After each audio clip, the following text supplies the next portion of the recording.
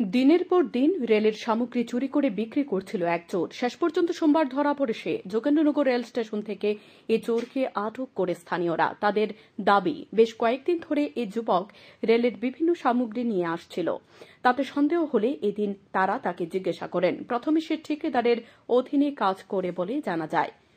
তারপর চাপ দিতে স্বীকার করে বিশালগড় থেকে চুরি করে এনে আগরতলা শহরে এক দোকানে বিক্রি করে। প্রতি কেজি লোহা 17 থেকে 18 টাকা দরে বিক্রি করে আসছে। যোগেন্দ্রনগর স্টেশনে স্থানীয় এলাকাবাসী তাকে রেল পুলিশের হাতে তুলে দেয়। খবর পেয়ে ঘটনাস্থলে ছুটে যায় কলেজ টিলা আউটপোস্টের পুলিশ। ধৃত যুবকের বাড়ি কাঁঠালতলী এলাকায়। নেশা সেবন এবং চুরি ছিনতাইয়ের সঙ্গে জড়িত থাকার কারণে বাড়ির সঙ্গে তার যোগাযোগ নেই বলে জানা গিয়েছে। আমরা ডেইলি সকালবেলা মর্নিং ওয়াক করতাম আর কি। আমরা স্টেশনের মধ্যে হাঁটাহাঁটি করি, মানে এমনি হাঁটি আর কি, মর্নিং ওয়াক করতাম। মানে তো আজকে কিছুদিন ধরে সেটা দেখতেছি একটা ট্রেনের মধ্যে সরেছে লোয়া টোয়া লয়ে। তো আমরা অনেকদিন ধরে দেখতে আমরা কয়েকজন মিলে সেটা চিন্তাধারা করছি তারা জিগাই কিতা।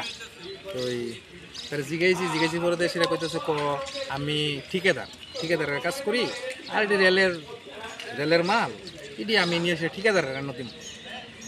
লাস্ট পর্যন্ত কইছে আচ্ছা ঠিক আছে, ঠিকাদারের রান্না দিবা, তুমি তো রেলের মাল তুমি কই লয়ে যেতেছো, এটি তো রেলের মাল,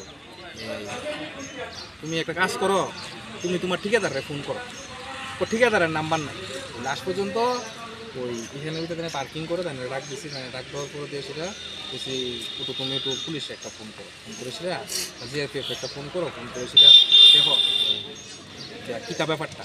ওখানে দেওয়ার পরে লাস্ট পর্যন্ত কইল আমি ডেলি কোটটা লই বা নেশা করি, কোটটা লই, ড্রাগস লই, হ্যাঁ বিভিন্ন কথাবার্তা। তো হের বাড়িতে গার্জেনের বাড়ির ভিতরে একবার ফোন করবার চেষ্টা করছিলাম। গার্জেনের বাড়ি ফোন করার পরে দিয়ে সেটা গার্জেন কইলো বাড়ির মধ্যে জায়গা দেয় না, বাই বললে পরিচয় দেয় না, আর বিভিন্ন চুরি টুরি করার মানে বিভিন্নভাবে চুরি দাঁড়ি বিভিন্ন কিছু করে, এর লিগে পাড়ার মধ্যে তারা জায়গা হতে না।